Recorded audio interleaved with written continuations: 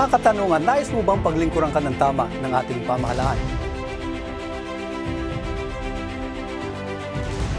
Alam mo rin ba kung ano ang mga dapat na mga serbisyo na ibibigay ng ating pamahalaan at ng mga namumuno rito?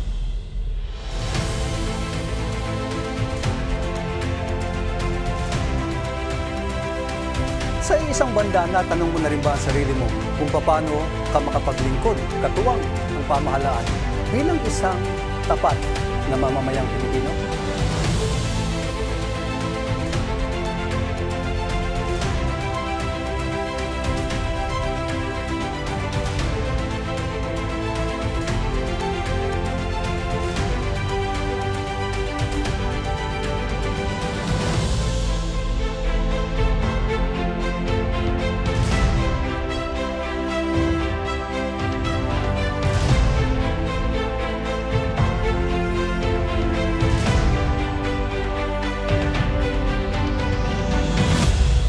Nais mo bang makatanggap ng tamang paglilingkod mula sa ating pamahalaan? Pero ang tanong, alam mo rin ba ang mga serbisyong dapat ihatid ng ating mga public servants at ng kanilang mga agencies?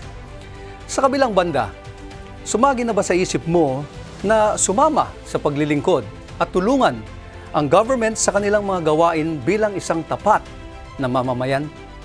Kaya, samahan kami at ating tingnan ang mga departments na ito ng ating gobyerno dito lamang sa programang All the King's Men.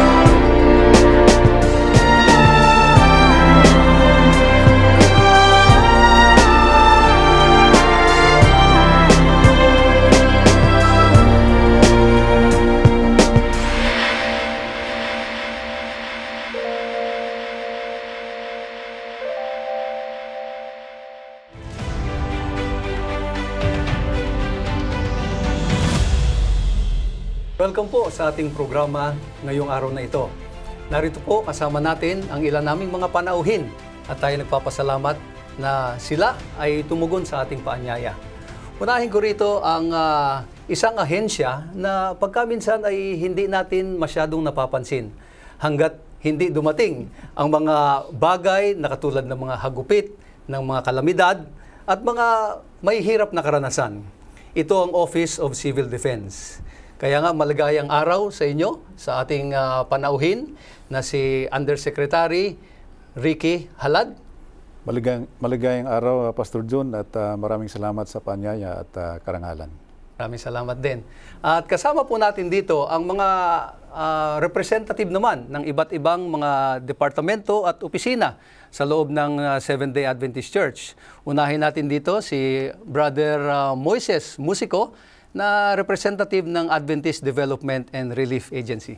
Thank you po, Pastor John, for Siyempre, ang aking kasamahan sa opisina na maraming ginagawa pero narito pa rin kasama natin ngayon, si Pastor Ricky Falculan. Mapagpalang araw, Pastor John, sa'yo. Si Pastor Ricky Falculan ang in charge naman sa Adventist Community Services ng ating simbahan. So, tuloy tayo sa mga katanungan natin. Undersecretary Ricky, ay kayo po ang isa sa mga una na miyembro ng gabinete ng ating Pangulong Duterte. Pwede nyo bang ikwento kung paano nangyari ito sapagkat unang-una, we are congratulating you for gaining the trust of the President. Paano po ba nag-umpisa itong relationship nyo sa pamahalaan na ito at lalo na sa ating Pangulo? Maraming salamat, Pastor John.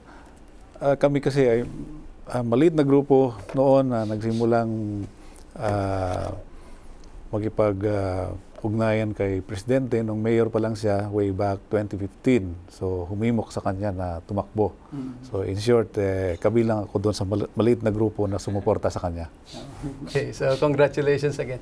Ngayon, nung kayo ay inilagay sa Office of Civil Defense, iyan ba ay isang ahensya o na nasa inyong expertise na alam ninyo na kayo ay talagang makakatulong sa pagpapasulong nitong trabaho ng Office of Civil Defense? Ano po ba yung background ninyo sa gawaing ito?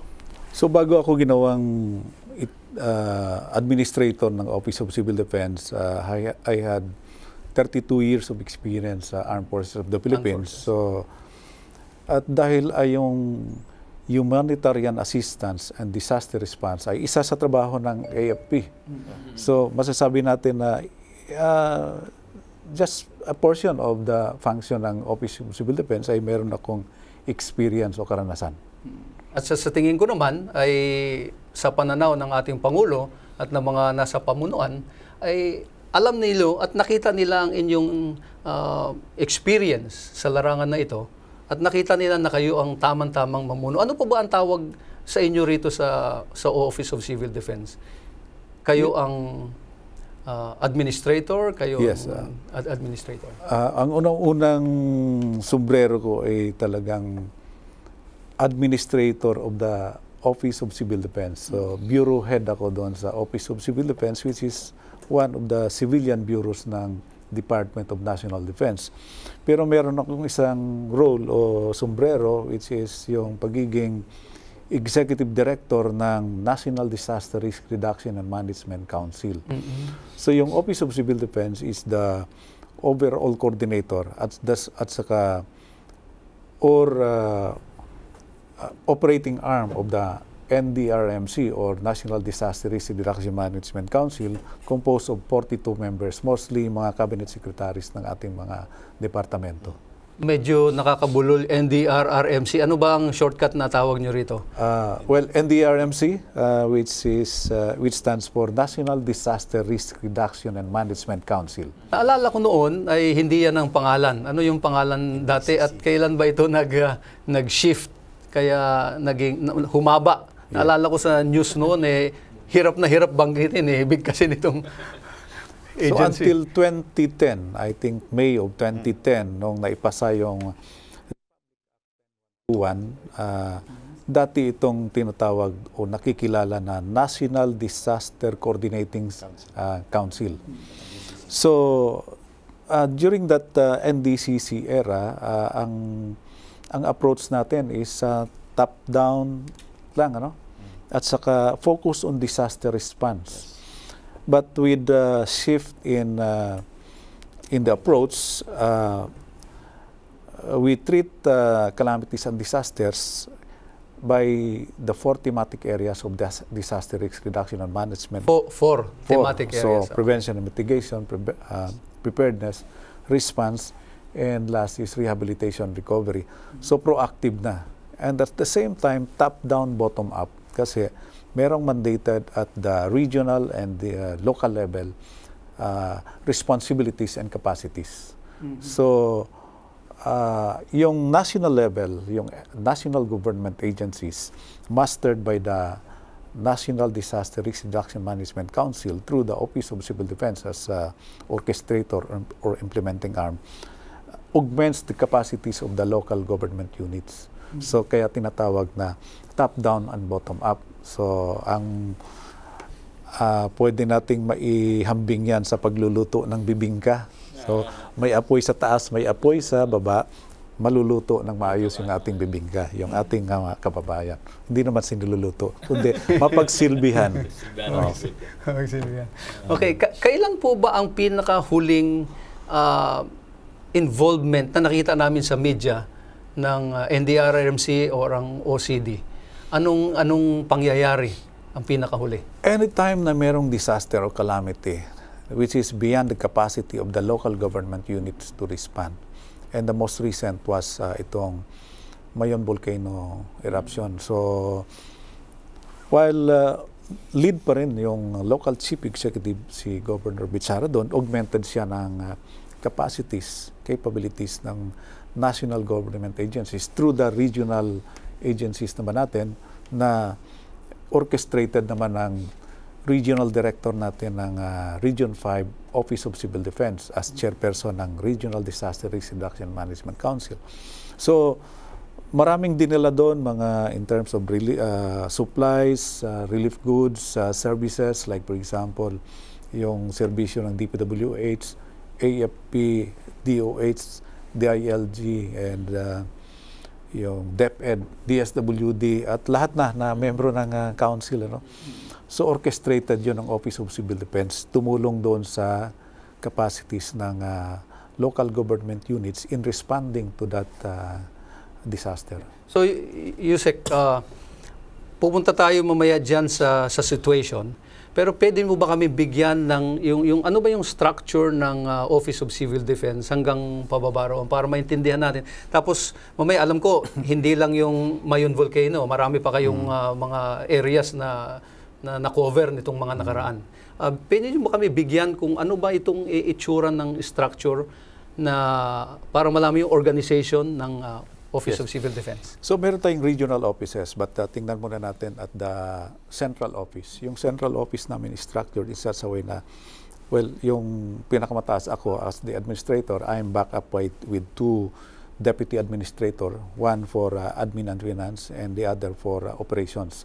And below them, merong 5 services. We have the admin, finance, and management service para sa internal admin and finance namin. Ano? And we have 4 thematic services. The policy development and planning service, capacity building and training service, operation service, and the rehab and recovery management service. All of these services are the respective lead within our organization in the 4 thematic areas. In each of the 4 thematic areas, yung PDPS or Policy Development and Planning Service leads siya in thematic area number 1, which at the national level is being led by DOST naman. CBTS or Capacity Building and Training Service lead in the preparedness, which ang counterpart naman niya as lead agency at the national level is DILG. Operation Service naman sa response, ang counterpart naman niya doon is DSWD as the lead for the response. And ang Rehab and Recovery Management Service is lead for rehab and recovery. Counterpart naman niya is NEDA.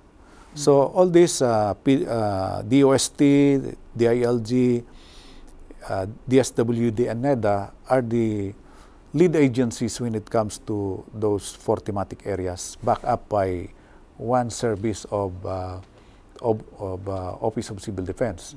So at the regional level, meron tayong regional offices in all 17 regions. And except for Metro Manila and ARMM, our 15 regional directors in those 15 regions are the chairperson of the Regional Disaster Risk Reduction and Management Council. Dito sa Metro Manila and IRMM, the chairperson of the Regional Disaster Risk Reduction Management Council there are in Metro Manila, chairman of MMDA, in General ARMM, the Danilo Lim. governor of ARMM. Our regional directors in these regions are members of the council, at the same time head of the secretariat. Meron din po ba kayong mga provincial offices? Wala na. Down to ano lang kami, up to the level of regional offices lang because of the local government code. Na at the local government unit, starting at the provincial level, lahat yan ay nasa ilalim ng provincial government. So what we have coordinative relationship with the provincial disaster risk reduction management offices down to the municipal level and even sa barangay level kasi stakeholders namin sila. We are partners in this, in all this. So ano pong mga tawag doon sa baba? Other than region?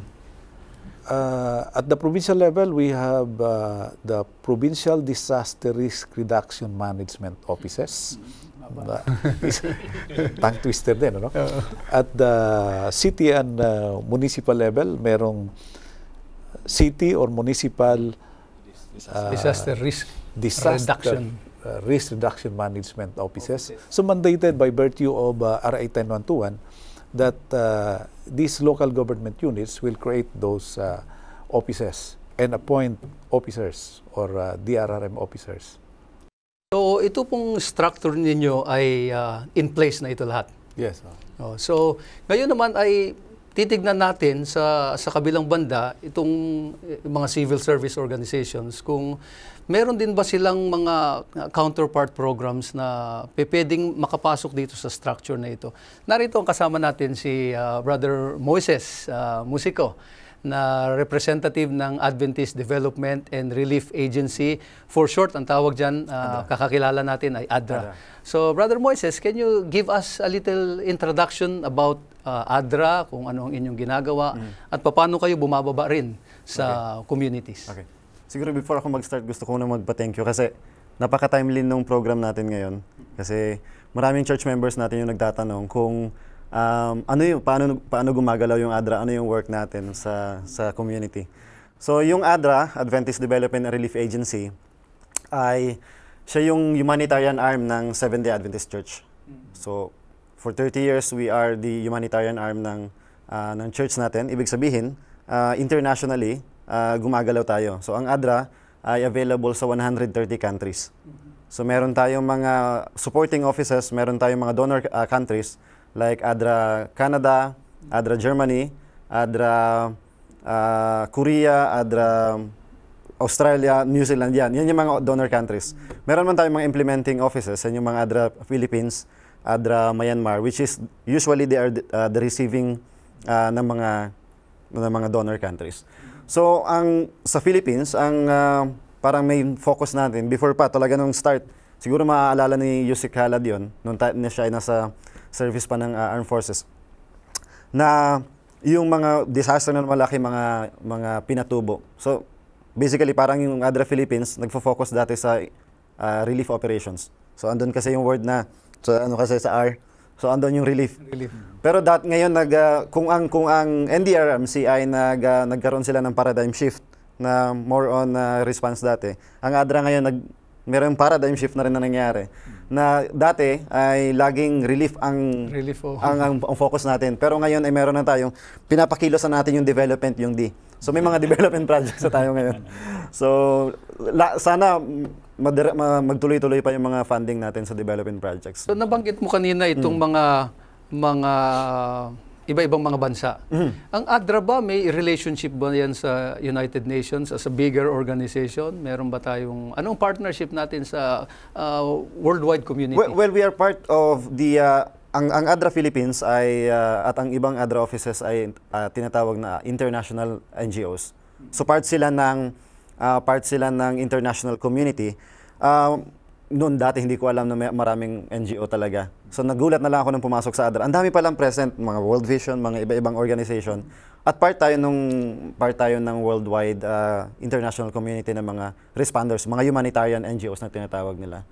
So, May dito sa accreditation Philippines, ba yan? Accreditation yan sa United Nations? Hindi, not literally na parang kagaya dito sa Philippines na kailangang i-recognize or i-accredit ng DSWD. Wala namang ganun na certification. Pero yun siguro yung mga funding, yung mga kailangang i-certify yun na you are trustworthy organization, which is ADRA is part of that. Pero dito sa Philippines, meron tayong tinatawag na may mga grupo tayo dito. Meron tayong tinatawag na PINGON, yung Philippine International NGO, which is part of ADRA, part din. Meron din tayong mga tinatawag na faith-based organization, na ang ADRA is also a member of the faith-based organization, mga CSO dito sa Philippines. So ano itong mga latest na projects na ginagawa ngayon ng ADRA? Ang mga latest, well, apart from the regular na mga emergency operations natin, mga disaster responses, meron tayong mga iba-ibang mga development projects. Meron tayong mga maternal health projects sa Camarines Sur, meron din sa may Bato Leyte. Right now, meron din tayong ongoing na mga livelihood projects. Actually, these are still part of Yolanda responses, mga recovery responses sa Yolanda affected families. So since you are an international organizations with many local, national branches, let's look at here in the Philippines. Tingnan natin, ano ang relationship nyo ngayon dito sa mga local na mga simbahan katulad sa Adventist Community Services? Okay. Compare kina Yusik Halad, yung OCD and the RMC, wala kaming malaking structure. Okay? Sa office natin sa Silang, ang ADRA ay meron lang ADRA ERT na tinatawag. So, Emergency Response Team. Ako yung pinakang lead nun. So, down, wala na. So, ang nangyayari, pwede ko na bang i-explain ngayon? Ang nangyayari niyan ay, kung magkaroon ng disaster, so ang ating mga ACS directors ng mga mission and conference ay tatawag sa akin. So, halimbawa, kagaya nung nangyari yung latest na Mayun Volcano, and also yung Vinta response. So, tatawagan nila kami ni Ma'am Aida, and we will activate a response. So, yung walang structure sa baba, only we are coordinating with our local partners. So, ang local partners natin ay ang ACS. So, in this case, nabanggit mo na rin ng Adventist Community Services. We have here also the Director for Adventist Community Services of the Central Luzon Conference, Pastor Ricky Falculan. Can you please introduce yourself and the department that you hold? Yeah, I'm Ricky Falculan. I'm Director of the ACS ng Metro Manila, Region 3, at saka Cavite and Rizal. So how do you work alongside with the ADRA and what are the current projects na meron kayo? Kagaya nga sinabi ni Brother Moises, wala silang tao sa baba, kaya kami yon. Kami yung mga local church volunteers na pag may disaster, may mga program, ay kami nakikipag-coordinate sa kanila. Actually, matagal na itong ACS, itong Adventist Community Services. It was founded in 1879 pa. Dating pangalan niya ay Dorcas Society from Dorcas of the Bible. And it was changed in 1953, naging Health and Welfare Services. 1970, naging Adventist Community Services. Kaya kami yung sa local na gumagawa sa grassroots as we coordinate with ADRA sa mga programs and relief.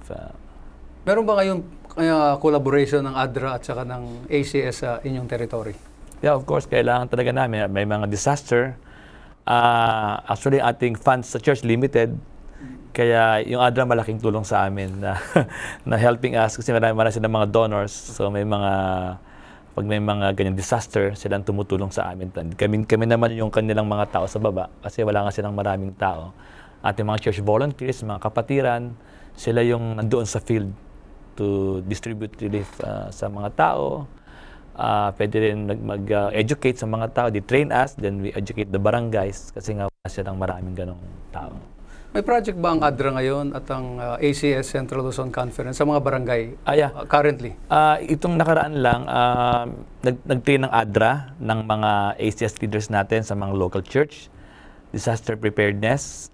So, tinrain nila yung mga 300 plus USEC sa Cebu, sa Mindanao, tsaka sa Central Luzon Conference sa Manila, sa Aurora. Para itong ating mga member na ito will go down sa mga barangay and train them also in disaster preparedness. Kasi nga, doon na talaga nag-start lahat eh. So, yung aming mga na-train na mga ACS leaders, they have been accredited by yung sa government, sa provincial, sa Aurora, sa mga bayan ng Aurora, sa Cavite, sa Imus, tsaka sa Nueva Ecija. So, sila iba nga pinaupo na sa mga council sa municipal level para makatulong sa mga pag mayroong disaster na nangyari. So, we educate yung mga barangay levels ng mga barangay captain officials. So, when disaster comes, handa sila. So, yun ang ating ginawa ng ADRA. They train them for at least 2 weeks na training. They got resource person, ano gagawin pag may nangyaring mga disaster. So doon kami sa grassroots. So nakita ko rin dito ngayon yung nabanggit ninyo sa mga barangay, sa mga cities. Parang ayun din Yusek yung nabanggit mo kanina. No? Pagdating doon sa baba, in charge na yung mga local chief executives, gumagawa rin sila ng mga programs to mitigate the effects of disasters and calamities. Meron bang mga challenges na kinaharap ang inyong department patungkol dito? Pero bago nyo po sagutin yan, Yusek, panuorin po muna natin ito.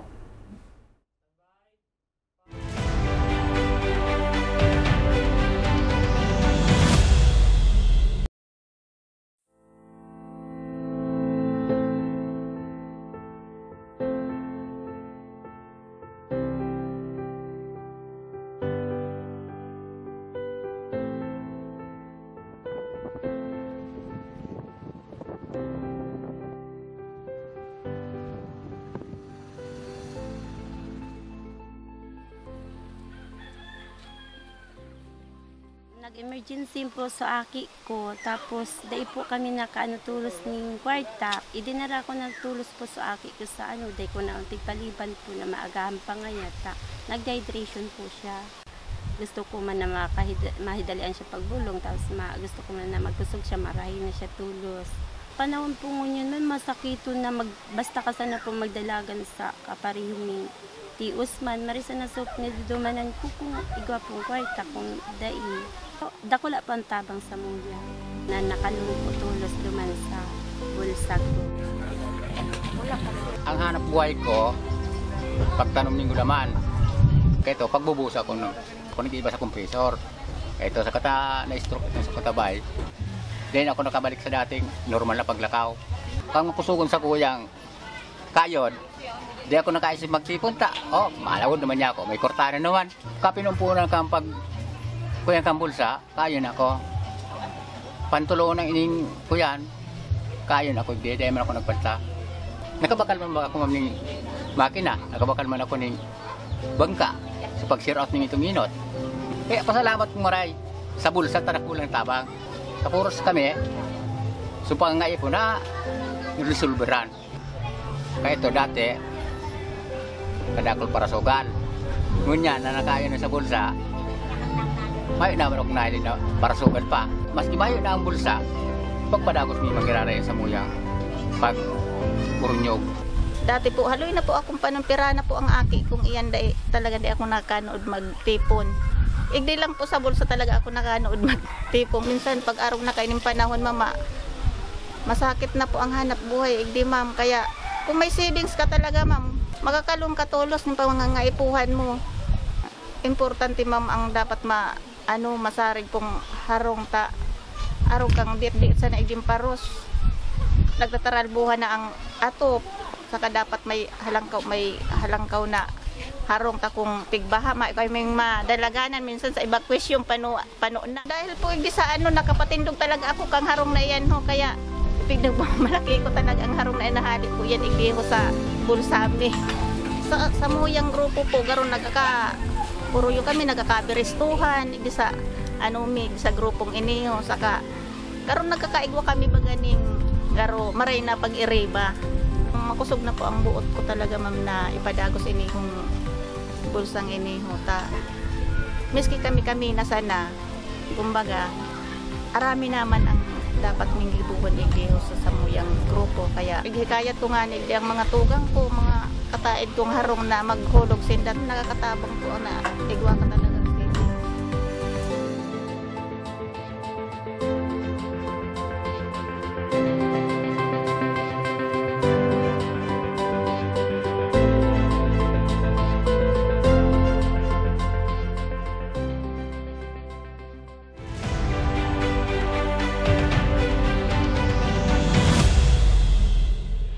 Welcome back po sa ating programang All the King's Men. Ito pong katanungan ko sa inyo kanina, Yusek, kasi napakinggan ko sa mga pinag-usapan natin na halos lahat tayo may challenges, no? Lalo na sa pagpapatupad ng ating mga mandato. Sa Office of Civil Defense po, bilang administrator at sa nakita ninyo, ano po yung mga na-encounter ninyo mga challenges? Well, isa na, unang-una, yung mismatch ng mandato ng opisina, no? At saka yung capacity. Pero ang mandato ng opisina, 4 thematic areas of disaster risk reduction and management. At the regional level, ilan lang yung tao namin, average of mga 17. But with a maximum of fill-up of 25. We are now in the process of hiring additional people. Sa capacity building na lang ng communities, hindi namin kakayanin na i-train lahat. So based on RA 10121 naman, training dun sa schools, bahala dun ng DepEd, sa colleges, yung CHED, kasi kailangan i-integrate na yung curriculum, yung DRR dun sa curriculum. Pero dun sa communities, hindi pa rin namin kakayanin. So that's why we need players, like for example, ADRA or at saka yung para makascade yung mga training kahit dito sa yung module na nagawa namin, yung community-based disaster risk reduction and management training. Makascade yon doon sa communities. Kasi kung yung mga government agencies lang ang gagawa niyan. Ano naman yung maasahan mo dyan na magti-training? DSWD, they conduct the training. DOH, pwede rin nila yan. Pero napakalawak ng clientele natin, daming barangay. So we need other stakeholders. So yun, yun isang challenge na nakikita ko, yung mismatch ng mandate at saka yung capacity. So anytime soon ba, mamamatch na rin yan? Well, dito sa approach natin, a whole of government approach with the entry of other stakeholders, ma-address natin yung needs ng training needs or capacity building needs ng communities. But dito sa internal organization naman namin, we are expanding. We are currently expanding. So meron kaming hiring. Nasa lang yata kami,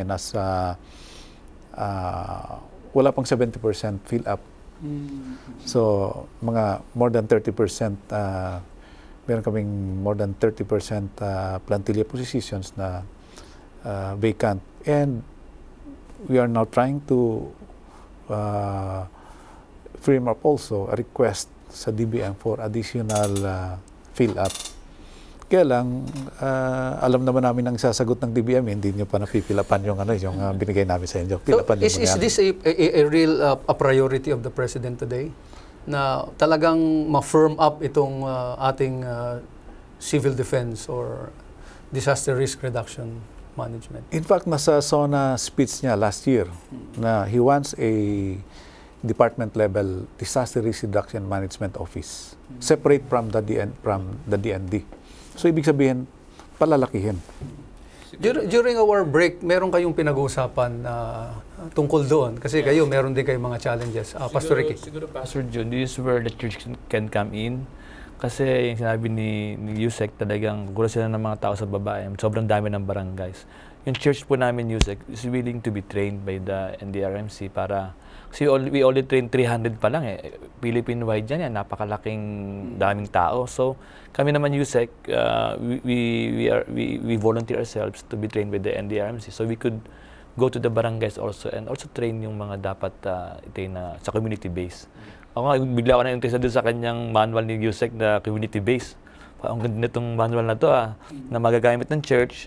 Sabi niya na maybe they could give us yung mga tao na makatulong sa atin. So basically, human resource ang kulang. Kailangan namin ng to train us yung the collaboration ng church. Tayo, may tao. May tao tayo And we can also influence the community. Yeah, we are even willing to be trained to serve the community. So ang ADRA, ano ang pwede namang collaboration dyan sa, for example, itong OCD and ACS already can come up together with a plan.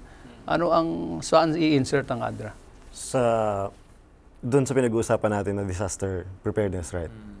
Actually, yun yung kasi ang tanong mo kanina, Pastor, ay yung funding. Palagay ko yun yung isa pa namin problema na yung funding. We're trying to write a proposals para maging follow-up doon sa ginawa namin project with Pastor. With Pastor. Yun yung no risk. So, kung maka-access tayo, Pastor, ng additional funding pa, so pwede pa nating Sila may ma-follow up donors yun. Oo. Actually, misconception yun eh. Pag narinig nila yung ADRA, akala nila maraming pera. So actually, we are donor-based yung ating yung mga projects natin. So kung walang donor, wala naman tayong funding na mibibigay din sa church. So yung ganun yun. So, balik tayo ron sa individual situation. Like for example, anong gusto niyo example natin? Yolanda or Mayon or Marawi, etc. And how all this, yung binanggit nyo kaninang napakaganda, all government approach or all community or all nation approach, Yusek? Kahit saan doon, when it comes during the response phase, pagka meron nang nangyari, ang ADRA pwedeng pumasok doon sa yung coordination mechanism natin, yung response cluster, to be activated by the region. That is kung ang affectation ay covers 2 or more provinces. So ang coordination mechanism natin doon sa Regional Disaster Risk Reduction Management Council, they activate the response cluster. Doon nyo kasi makikita kung ano yung mga pangangailangan dito sa mga lugar na ito at kung ano ang pupwede nyo maibigay. So, and kung kung halimbawa ang affectation is limited to 1 province, so ang response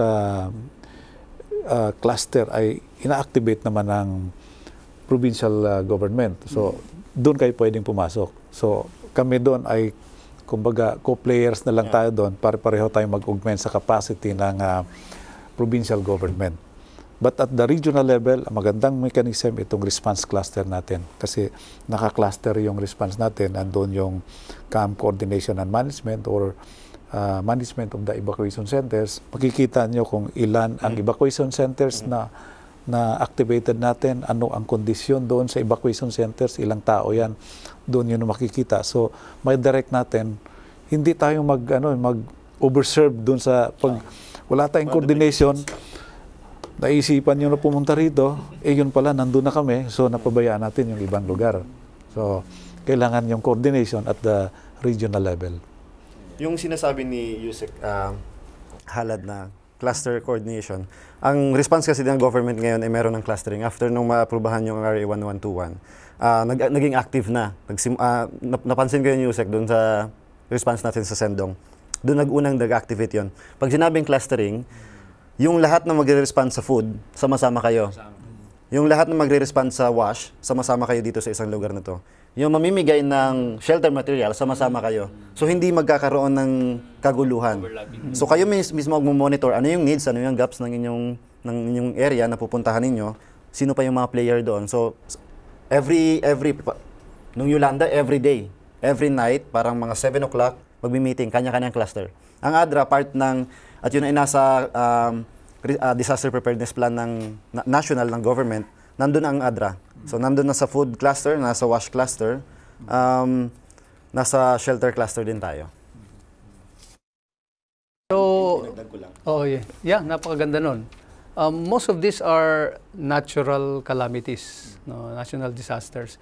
Ang OCD po ba caters also to non-natural disasters? Kasi ang definition naman natin ng disaster dito doon sa 10121, hindi lang natural, those caused by natural hazards, may man-made. So like for example, doon sa crisis sa Marawi, we focus on management of the effects. So nandun kami kung nasaan yung mga evacuees. While they addresses the crisis inside Marawi City, addressing yung armed group, kami naman doon sa pagtulong doon sa mga internally displaced or mga evacuees. So, response cluster din ang dinala natin doon. We activated or we established a coordination center doon sa Iligan City, which now in Mahogany Resort. So, nandun nagkikita-kita yung mga different agencies, pinag-uusapan kung saan dapat pumunta.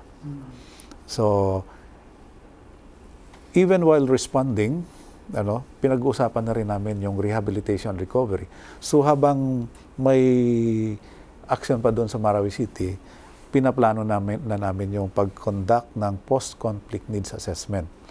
But we waited until Marawi City was cleared before we dispatched people to conduct the assessment. And as of now, meron na tayong nagawa na through NEDA as lead, yung Marawi Comprehensive Rehabilitation Recovery Plan.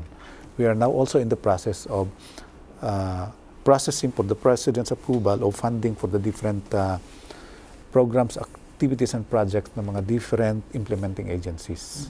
Because for this year, meron tayong 10 billion na lodged doon sa NDRMC is specifically for the rehabilitation and recovery of Marawi City. Meron pa tayong presence ang ADRA doon sa Marawi? Right na wala na, Pastor. Wala. Napakalapit ng ating iligan doon, ng ating hospital. So, minsan, ayun, kaya nga ako tinatanong ko kung meron ba tayo bilang church na response kapag ka mga non-natural or mga man-induced or man. Kasi nakita ko napakahalaga rin pala na makatulong tayo ron sa ating mga kapatid na Muslim sa lugar na yon. So, sa nakikita niyong collaboration ng mga civil societies, faith-based organization, Pastor Ricky, meron pa ba tayong ibang mga programs dyan na pwede nating i-introduce sa tingin mo doon sa thematic responses natin sa mga calamities and disasters? Yeah, what we have now ay yung tinatawag nating Adapt a Barangay, Yusek, Adapt a Barangay. Yung ating church, local church, sa maraming barangay sa kanilang paligid, they will choose one barangay na tutulungan, i-adapt nila yon para tulungan, i-assist, developing community. And then yung ating local church will go to the barangay officials and present our program to them. Yung ating mga health programs, yung ating livelihood programs, yung disaster preparedness, saan nila, yung family seminars. So, pag nagkasundo yung barangay, tsaka yung ating mga local church officers, tsaka local church members, mag-assign sila ng MOA, USEC, kung anong part ng barangay, anong part ng church. And then we'll do the program every week, every Sabbath afternoon o Sunday. And then, maganda, kasi dati po kasi parang kami lang. Ngayon po ginagawa na po namin yung collaboration talaga. Kaya we have the UBAS, yung ugnayan ng barangay at simbahan. May inaano yan para talagang kasama namin yung barangay na sa mga program na ginagawa ng ating church. Kaya hanggang 1 year yun na, yung MOA na yun.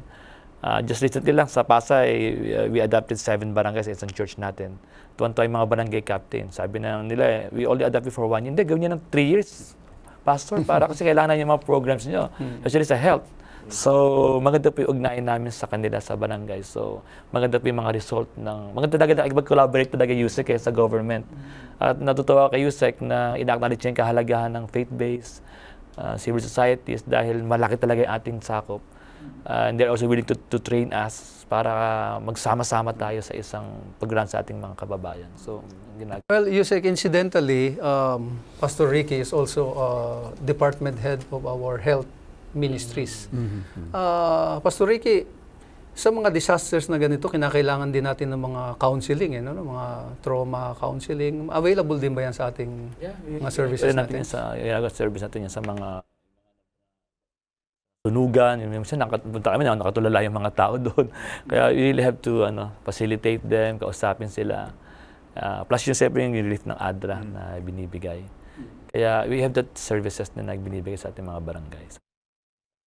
So, Brother Moises, yung ADRA, can you expound more kung ano pa yung mga pwede naming malaman ni Undersecretary Rick, kung ano pa ang mga capabilities din ng ADRA para sa tulong natin sa ating government? Okay, sige. Dun sa response kasi ng ADRA, meron tayong tinatawag na NEMP. Yung NEMP ay National Emergency Management Plan. Yun yung pre-approved plan ng ADRA. Actually, hindi lang siya sa ADRA Philippines. Ginagamit din yun ng iba-ibang countries. So, halimbawa, mga ADRA Indonesia, ADRA Thailand. So, yung NEMP na ginagamit natin dito sa Philippines, pag nagkaroon ng disaster, halimbawa, tumawag si Pastor Falkulan sa akin at sabihin na may sunog dito sa Pasay, so hindi na kami gagawa ng proposal. sasabihin lang namin sa ADRA International, ang ADRA International ay nasa GC. Andun yung headquarters General natin. Conference. Sa General Conference. So, mag-i-email lang kami, sasabihin namin, we want to activate a NEMP response responding to fire victims in Pasay. So, kung halimbawa, kung ang needs niya ay food, so may 500 kaming food packs na pwedeng ibigay.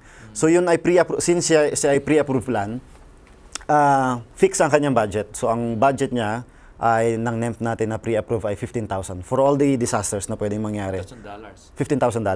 So, tapos pwede kami makarespond ng 7 intervention. So, ang intervention na yun ay food, emergency shelter, yung mga trapal na may kasamang mga martilyo, lagare, sama-sama na. Meron ding water kits, yung jerrycan na may pang treatment ng water. May hygiene kit, yung mga sabon, toothpaste, toothbrush. Meron ding cash, pero more on voucher yung response na yon. Meron din kaming bed kits at saka kitchen utensils. So yun yung pwede. So sasabihin lang sa akin ni Pastor Falculan na, Sir Moy, ang fire victims ay nangangailangan ng kitchen kits kasi nasunog lahat ang kanilang mga gamit sa kusina. So we will activate the kitchen kits, which is like around 400 plus na kits. So after nun, kung magkaroon pa ng malaking needs, mag-activate kami ng network response. Yung network response na sinasabi ay, halimbawa, for example, dun sa Vinta, yung nangyari sa Zamboanga, at saka dun sa counting part sa western part ng Mindanao, umabot kami hanggang sa international, sa ibang funding. So nagsimula kami sa NEMP. Ang sunod ng NEMP, kung may may malaking damage pa or malaki pang needs, ay network response. So ang network response ay mananawagan kami sa iba-ibang donor countries. May sinabi ako kanina donor countries at saka implementing offices. So yung mga donor countries, mga ADRA Canada, ADRA Germany, ADRA Switzerland. So sila yung magpupul ng funds. Halimbawa, makakaipon ng $55,000. So yun yung isa-send sa amin dito sa Philippines. So yun yung network response. Kung kailangan pa ng additional funding, kukontakin na namin yung mga individual donors. Halimbawa, dun sa Vinta response na ginawa, actually kababalik ko lang last week, kaya medyo na may sipon-sipon pa ako kasi ilang linggo din ako nagstay doon sa Zamboanga. Namigay tayo doon ng bed kits at saka kitchen utensils. So, doon sa individual fundings, kagaya ng Canadian Food Grain Bank, CFGB, meron din kaming Hong Kong government, meron ding mga embassies ng Australia at saka ng New Zealand. So, yun yung mga individual funding. Yun yung parang succession ng aming mga responses kapag merong disaster. So, tamang-tama. Napansin ko na ito talagang inyong mga organizations ay you get your hands dirty. You stay in the place, you really embed yourself there. No? Talagang naandun kayo, katulad nga sinabi ng Brother Moises. At kayo?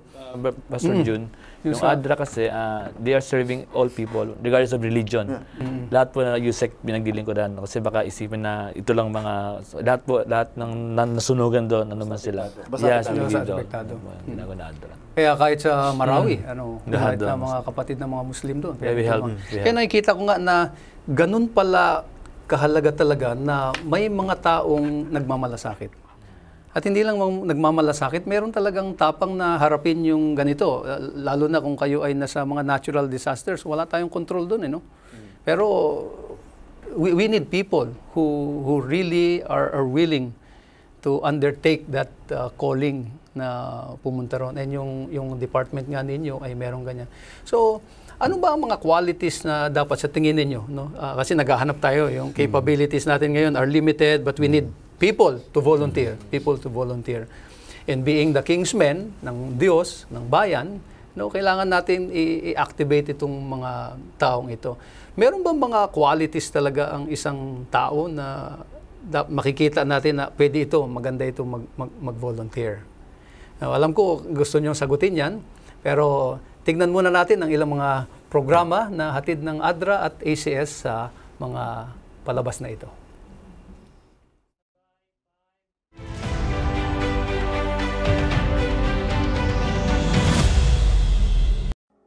Yung before pa nitong crisis sa Marawi, syempre po tahimik po yung buhay namin doon. Namuhay naman kami ng maayos, nakapagtrabaho. Pero dahil sa nangyari, ito po kami ngayon dito sa Wao. Parang nakikitira lang sa kamag-anak. Tapos nawala na rin ng bahay. So, mahirap din kasi maghanap pa ng trabaho. Pero wala eh.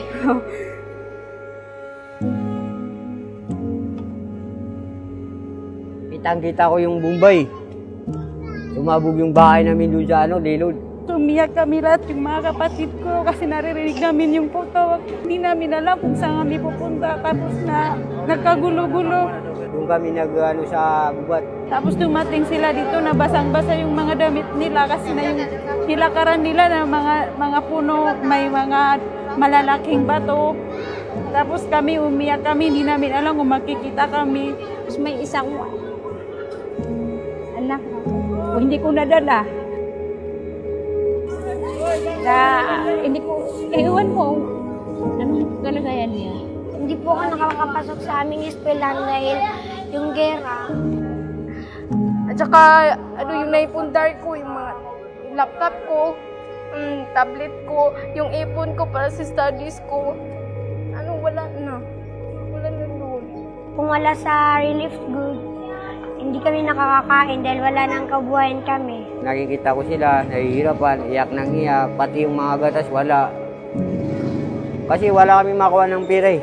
Kami po'y nananawagan dahil po halos surrender po na kami sa paghihirap ng buhay.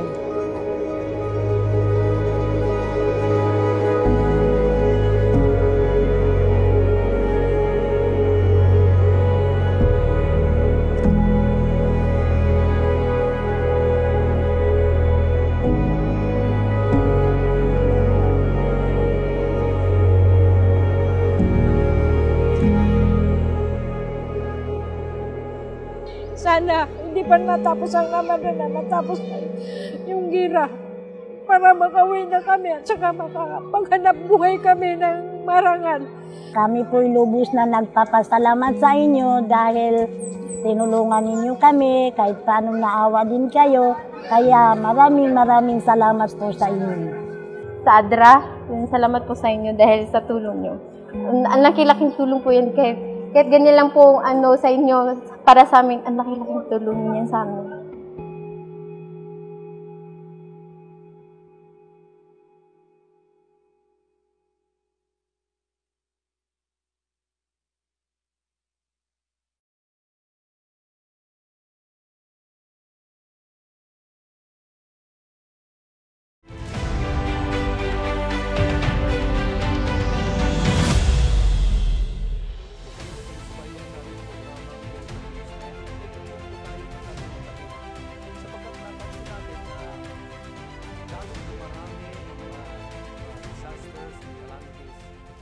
Nalaman din natin na napakarami ang pangangailangan upang matugunan natin ang mga hinihiling ng bawat departamento at kahit na ng ating sosyudad. So ang iniwan nating katanungan kanina, mga panauhin, ay ano ba ang katangian ng isang gustong mag-volunteer or gustong sumali sa mga programang katulad na ito? Meron po ba kayong mga naiisip at sa inyong experience na dapat na makita sa isang tao kung gusto niyang mag-volunteer sa mga ganito? Natin kay Yusek. Yeah. Doon sa volunteers, siyempre may may commitment siya at saka dedication na tumulong at saka may kakayahan na tumulong. So kailangan may capacity, may i-train, di ba? Not necessarily na kakayahan in terms of resources. Yung resources siguro will be provided by the organization, but ang unique na characteristic ng tao is yung commitment niya at saka dedication na tumulong para sa kapakanan ng ating kababayan. Pero nabanggit ko rin nga kanina na kami sa OCD in the process of hiring. So, yung qualification naman ng civil defense officers na aming hinahanap ay nandun naman sa online application page namin. So, nandun yan, yung scholastic educational attainment, saka experience at of course, civil service eligibility. Pero meron pa tayong isang hinahanap din at yun nga, yung binanggit, commitment and dedication to walk the extra mile. Kami sa OCD, holiday na yung holiday, halimbawa, kami walang holiday. Kasi nag-activate kami ng emergency preparedness and response. Like, ano ba yung mga holiday na, yung May 1, for example, Labor Day, di ba? We expect yung rally. So yung mga regional offices namin, activated yung Blue Alert. So meron silang personnel doon at saka dito rin sa central office namin, may mga personnel na nag-man ng operation center. So, at saka hindi rin kami, kadalasan hindi kami 8 to 5. Kaya nga kailangan yung commitment and dedication, at kaya ang Office of Civil Defense pwede nating baguhin. OCD being the orchestrator or implementing arm of the NDRMC, O stands for orchestrate, diba? Orchestrate. So OCD now stands for orchestrate with commitment and dedication. Nice. So sa inyo naman, ano sa tingin ninyo? Kunyari, i-encourage natin ng mga kapatid na lumahok, mag-volunteers talaga. Yeah. Sa amin naman, Yusek, may mga members talaga committed and dedicated to help the community. Kaso ang kulang nga namin, binanggit ni yung training yung capacity. So ang tanong ko kay Yusek, paano niyo po kami matutulungan sa training our people also to be more used sa community? Mas capacitate sila dun sa... Yan, pwede tayo people we train, the better for us, di ba? Na-address yung aming mandato. So, meron tayong training program ngayon na i-roll out, community-based disaster risk reduction and management training at saka community first responders training. So, may training of trainers module doon. Kasi we do not envision na i-train directly yung community. Kailan namin ma-saturate yung buong Pilipinas. Ang tagal nun. So we have to approach this in a way of training as much number of trainers that we can. So kung ang simbahan ay makapag-assemble ng mga pastors na pwede nating i-train as trainers. So pwede namin kaming tulungan doon. We will provide technical assistance for the training. So, Yusek, yung step na gagawin namin, do we have to write you? Or sumulat lang kayo sa amin. Address to you, Yusek. Yes. Alright. Kung ano ang intention ninyo at kung saan ito gagawin. Kasi not necessarily nasa Metro Manila ito. Kung nasa region ito, ang kukunin namin na tutulong sa inyo, yung regional office na concerned doon. So, ayan, meron po ba tayong mga, unless otherwise, Moises, meron kang gustong idagdag? Sa question, Pastor, dun sa ano yung criteria. So parang ganun din sa amin yung volunteer kasi sa ADRA hindi kami kailangan mamili ng kung anong volunteer na ibibigay ng church sa amin. So pero yun nga yung commitment lang din kasi minsan may mga pagkakataon na magre-respond kami na alanganin sa oras. So to say na meron kami mga responses na may mga Sabado. So hindi namin pwedeng i-delay minsan kasi this is an emergency situation. Hindi namin pwedeng i-delay ng sobrang tagal. May mga pagkakataon na kailangan mag-respond kami hapon ng Sabado. Kailangan na namin i-distribute or magre-repack kami hapon ng Sabado. Yung commitment ng church ay kailangan namin doon sa mga pagkakataon. Although hindi namin sinasadya 'yon. Hindi namin maiiwasan yun sa pagkakataon na 'yon. Oo. Pero yun nga masaya kami na ang church ay laging nariyan. In terms naman sa mga qualification kung kayo ay mag-a-apply sa ADRA, siguro ay yung, although wala pa naman kami masyadong opening. So academically, may experience din dapat sa trabaho namin. More on development workers yung kailangan namin. Sa emergency kasi, hindi naman siya ganun kadalas yung disaster. So sa disaster kasi, kagaya na nabanggit ko kanina, ako yung madalas na pumupunta sa disaster. So ang katuwang ko lagi ang mga ACS directors.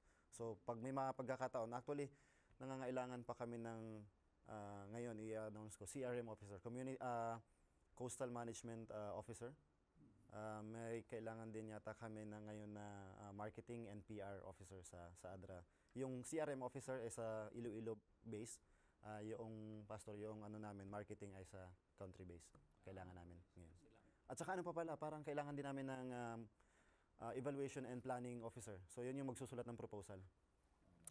Marami kailangan, ano? So, may maganda, may mga experience. Mga development, mga community, development graduate, DevCom, mga MASCOM.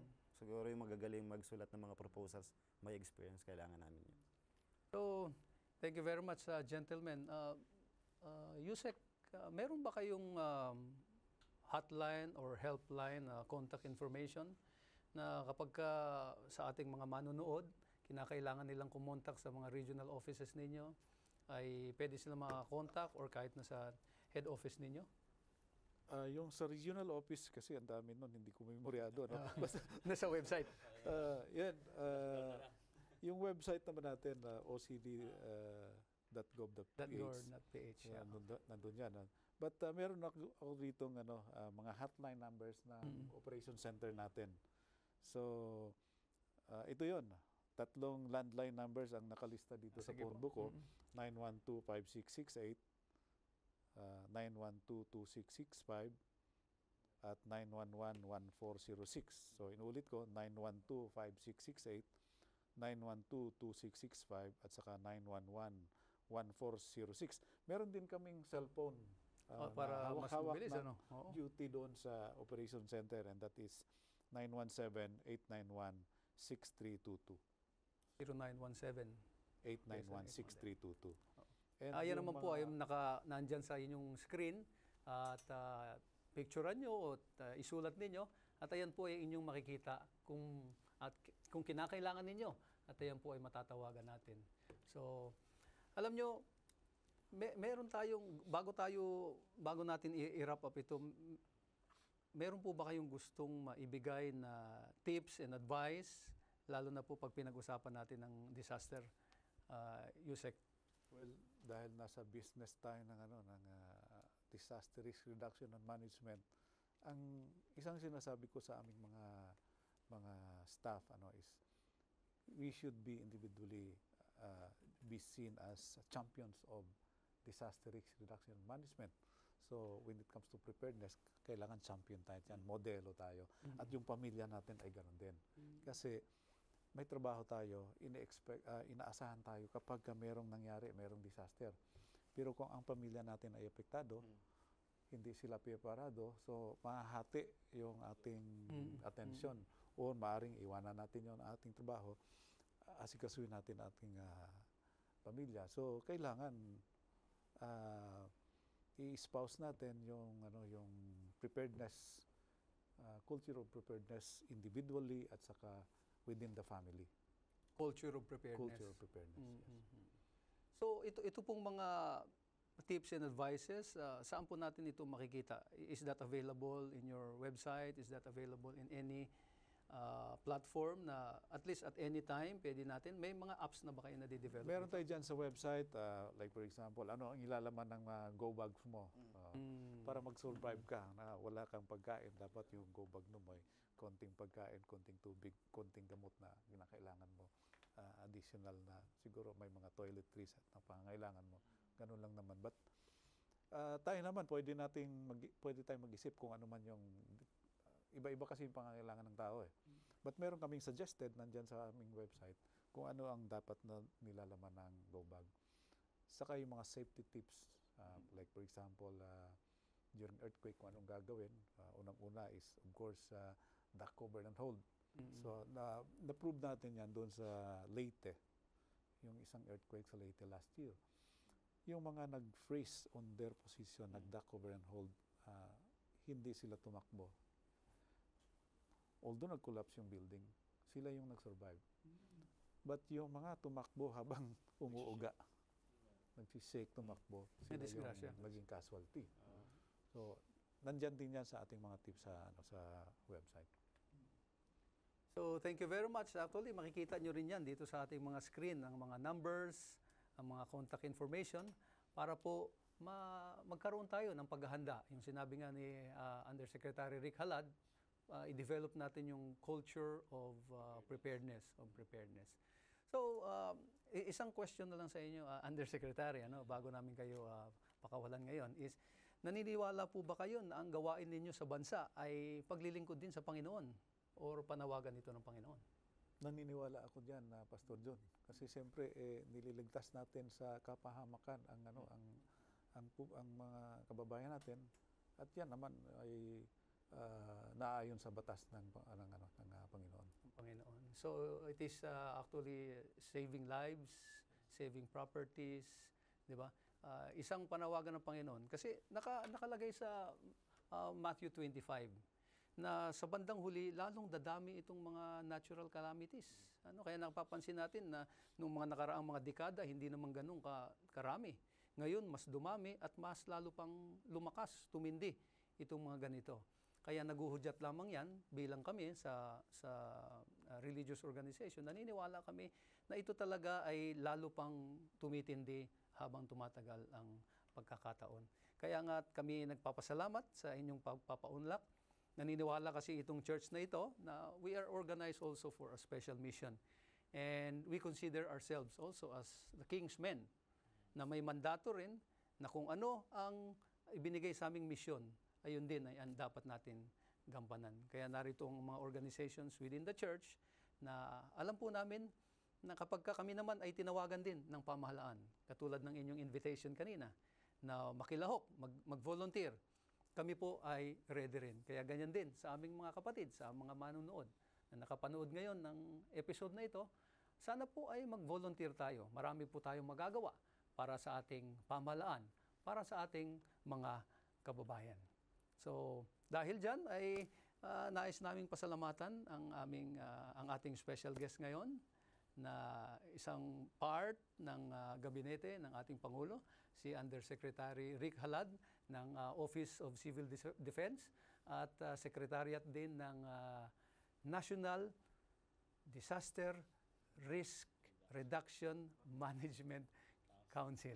Sa pagtatapos po ng ating programa, nais ko pong ipanalangin ang ating bansa at ang ating mga panauhin ngayong araw na ito.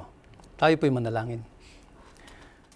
Panginoon naming Diyos, marami pong salamat sa pagkakatawag ninyo sa amin upang maglingkod, hindi lamang sa bayan, kung hindi para sa inyo, Panginoon.